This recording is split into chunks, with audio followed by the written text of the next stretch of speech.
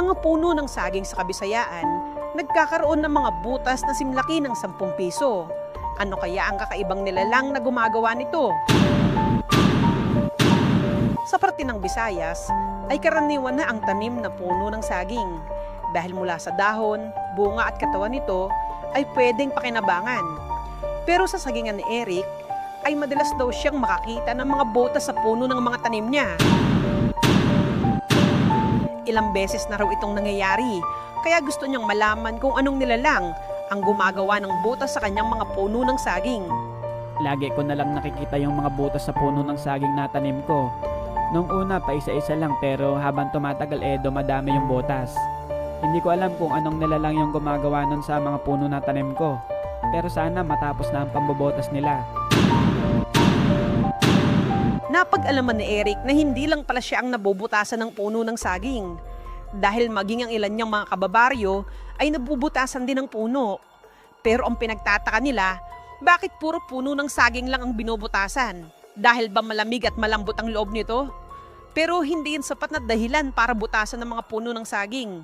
Kaya minambuti nila Eric na magbantay upang malaman kung anong nilalang ang gumagawa ng butas sa puno ng saging. Sa pagbabantay ni Eric, ay bigla siyang may napansing gumagalaw sa kanyang sagingan. Kaya agad siyang kumuha ng ipak at flashlight upang lapitan ang puno ng saging na gumagalaw. Doon nakita ni Eric ang kanyang kumpare na lasing at nakatumba sa lupa. Pilit nitong humahawak sa puno ng saging upang makatayo, kaya tinulungan na ito ni Eric upang makauwi na sa kanilang bahay. Nakita ko yung kumpare ko na pilit tumatayo. Akala ko na siya yung bumubotas sa mga puno ng saging dahil matagal nang nasa abroad yung asawa nun eh. Pero ganun pa man, alam kong malalaman ko din kung ano yung bumubotas sa puno ng saging.